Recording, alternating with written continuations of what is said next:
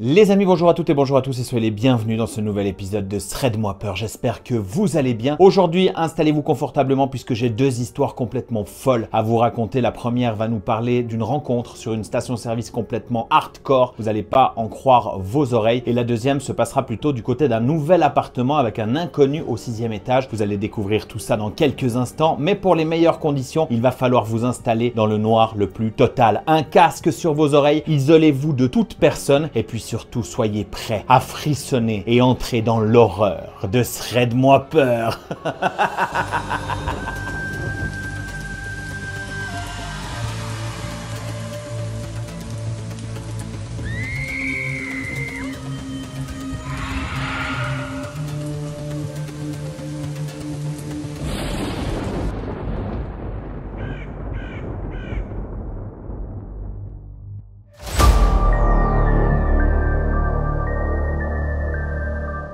Pour cette première histoire, je l'ai intitulée « L'inconnu de la station-service ». Cette histoire est arrivée à Julien. Julien, c'est un jeune garçon qui roulait depuis maintenant des heures sur l'autoroute A7. Il revenait d'un déplacement professionnel à Marseille, une espèce de rendez-vous qui avait duré plus longtemps que prévu et il devait encore atteindre son hôtel à Lyon avant de pouvoir souffler. Ce soir-là, il était fatigué, exténué même, et ses yeux se fermaient tout seuls. Il avait les muscles qui étaient totalement crispés et la lueur blafarde de ses phares qui défilaient sur l'asphalte commençait à lui donner mal à la tête. Il jette un coup d'œil sur l'horloge digitale de son tableau de bord et il voit qu'il est déjà 1h12 du matin. Faut absolument qu'il s'arrête, juste 5 minutes, tu vois, le temps qu'il puisse prendre un café bien serré, de marcher un petit peu pour prendre l'air, réveiller ses jambes engourdir et repartir de plus belle. Il arrive, après quelques kilomètres, vers une station-service qui apparaît devant lui, un petit peu au loin, isolée dans l'obscurité, avec une enseigne qui clignote par intermittence, tu vois, qui lance des lumières un peu blafardes sur le parking qui est entièrement vide. Seules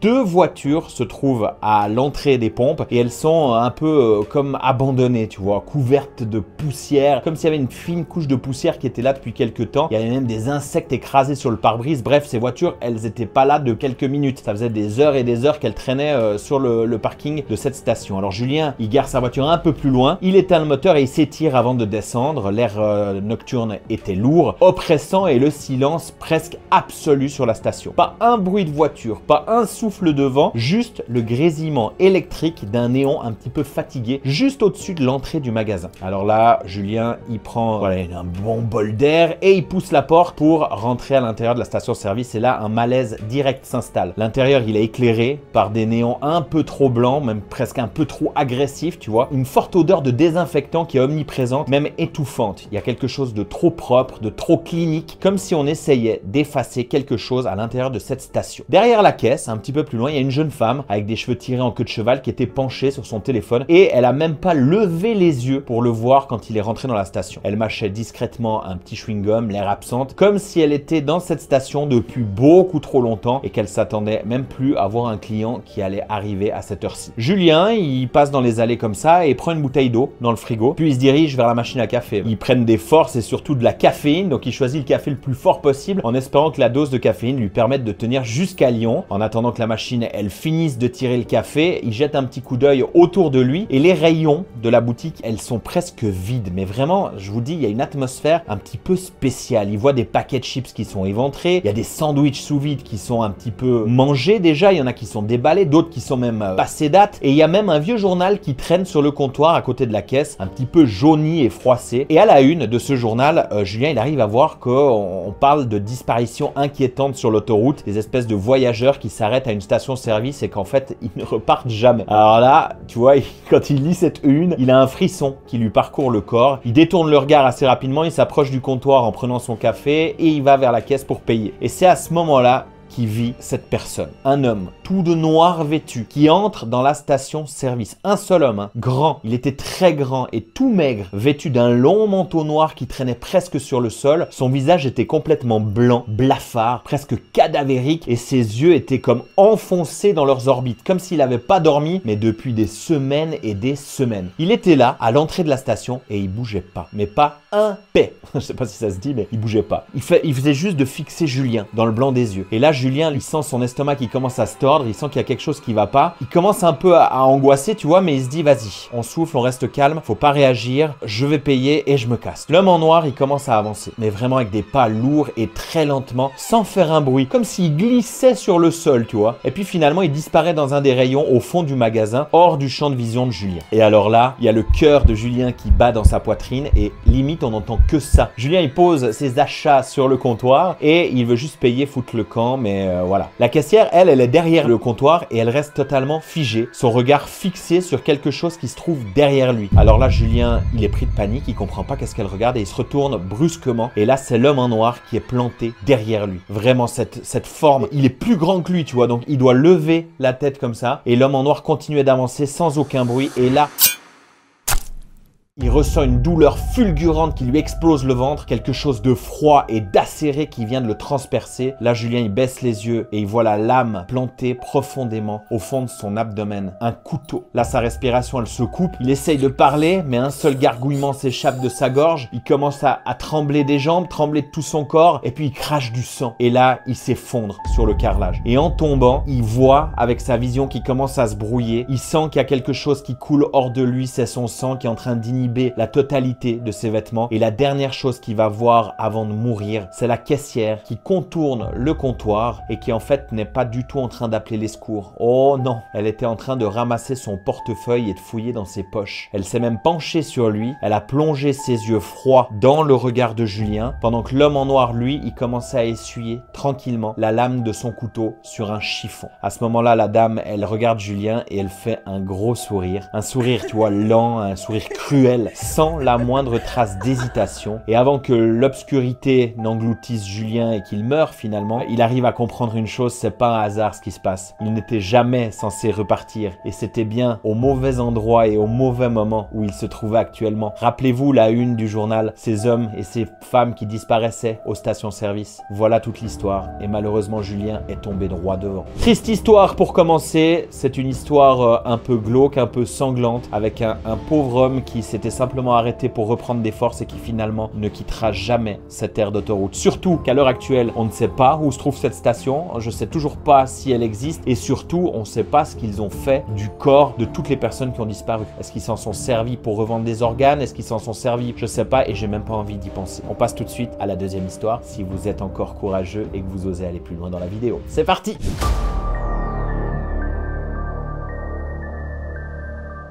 Les amis, j'espère que vous êtes prêts à découvrir la deuxième histoire. La deuxième histoire est encore plus glauque que la première et celle-ci est arrivée à Maxime. Je l'ai intitulé « L'appartement du 6e ». Maxime, ce jeune garçon, venait de s'installer dans un vieil immeuble du 11e arrondissement de Paris. Un immeuble assez typique avec ses murs en pierre, son ascenseur et d'un autre temps. Tu vois, une autre atmosphère légèrement poussiéreuse, presque figée dans les années 70. Il n'avait pas trouvé mieux dans son budget et franchement, pour un 2 pièces correct dans Paris, il fallait parfois faire quelques concessions. Dès la première semaine, il y a tout de suite quelque chose au sein de son appartement et même dans l'immeuble qui l'a mis mal à l'aise. L'appartement qui se situait au-dessus du sien, au 6e étage, semblait occupé. Mais il n'avait jamais croisé son voisin, du moins pas pour l'instant. Et pourtant, la nuit, il entendait du bruit qui provenait de cet appartement, de lourds pas qui traînent par terre, parfois comme un meuble qu'on déplace, et surtout un espèce de grincement. Un bruit récurrent, métallique, comme si quelqu'un tirait un objet lourd sur le parquet. Un soir, il monte l'escalier, il croise Madame Bréchet. C'est sa voisine du 5e étage. C'est une vieille dame assez frêle, avec un regard perçant, un air méfiant. Elle lui demanda plutôt s'il avait vu quelqu'un entrer dans l'appartement du 6e étage. À ce moment-là, Maxime y répond que non, mais qu'il entendait régulièrement du bruit, il lui explique la situation. Et là, elle lui fait un sourire un peu crispé, tu vois, puis elle lui dit qu'en fait, personne n'habite là depuis plus de 6 mois maintenant, que le dernier locataire était parti précipitamment sans jamais récupérer ses affaires. Cette nuit-là, Maxime, il était un peu troublé, tu vois, de ce qu'il venait d'entendre et il avait de la peine à dormir. Il n'arrêtait pas de penser à ce qu'elle avait dit et pourtant, il continuait d'entendre les bruits au 6e. C'est quand même fou ça. Le lendemain matin, il en eut assez. Il a décidé d'aller voir par lui-même, donc il prit son courage à deux mains et il monta jusqu'au 6e.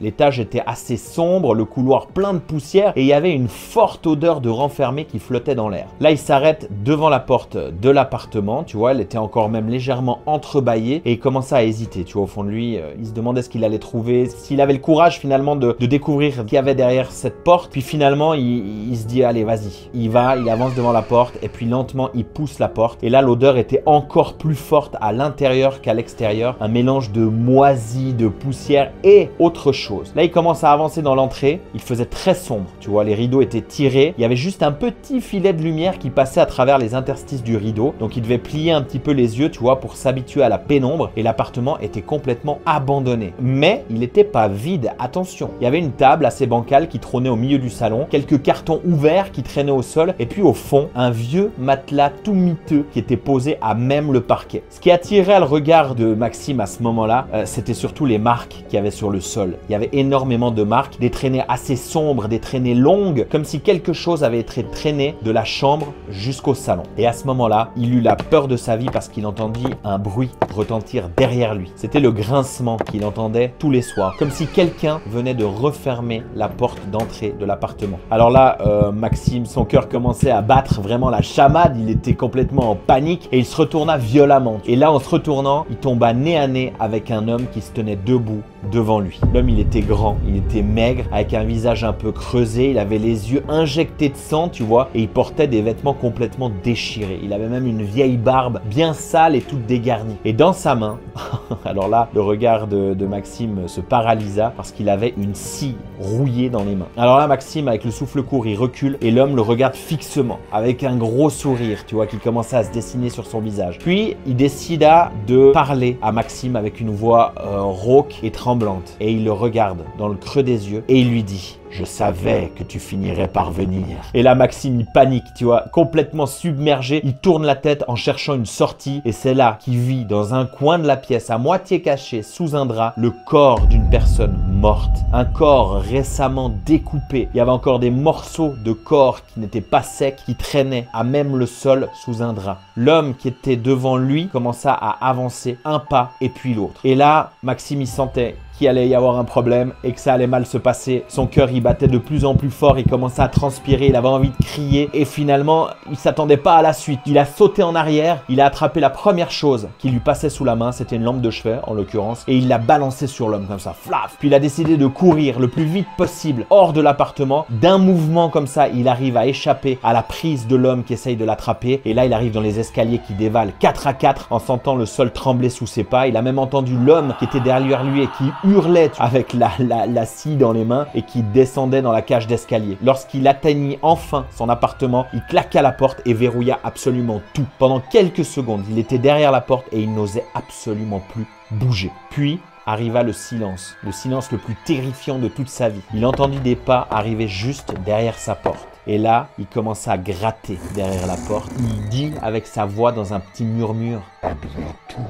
Maxime, je peux vous dire que direct, il a appelé la police et que lorsqu'ils sont arrivés au 6e étage, l'appartement était vide, évidemment. Pas de cadavre, pas de meubles, pas de traces de sang, comme si rien ne s'était jamais passé. Et pourtant, encore aujourd'hui, chaque nuit, Maxime entend encore le grincement qui provient de cet appartement. Alors, est-ce que Maxime a rêvé de tout ça? Est-ce qu'il a eu un bug? Est-ce que c'est une histoire paranormale? Est-ce que c'est un fantôme qui vient hanter l'appartement? Ou est-ce que c'est Maxime qui délire ou qui panique ou son esprit qui lui joue des tours? On saura jamais, les amis. En tout cas, sachez qu'à l'heure actuelle, Maxime vit toujours dans cet appartement et il entend toujours les bruits. C'est glauque. Ah les amis, voilà pour ce nouvel épisode de Thread-moi peur. C'était les 2 nouveaux épisodes que je vous proposais. J'espère qu'ils vous auront plu. Surtout n'hésitez pas à réagir tout au long de l'épisode dans l'onglet commentaires. Vous me mettez l'histoire qui vous a le plus plu et surtout comment vous auriez pu réagir si vous étiez le héros, le protagoniste de cette histoire. Qu'est-ce que vous auriez fait à la place de Julien dans la station-service? Qu'est-ce que vous aurez fait si vous habitiez au 11e avec des bruits bizarres en dessus de chez vous? Si des choses comme ça se passent également, n'hésitez pas à m'envoyer toutes vos histoires sur mes réseaux sociaux. Je suis très actif sur Instagram et sur TikTok. Je lis absolument toutes vos histoires. Vous continuez à vous abonner à tous mes réseaux. On est bientôt 23 000 sur ma chaîne YouTube. Je vous en remercie du fond du cœur et je vous dis à très bientôt pour de nouvelles aventures dans Thread-moi peur.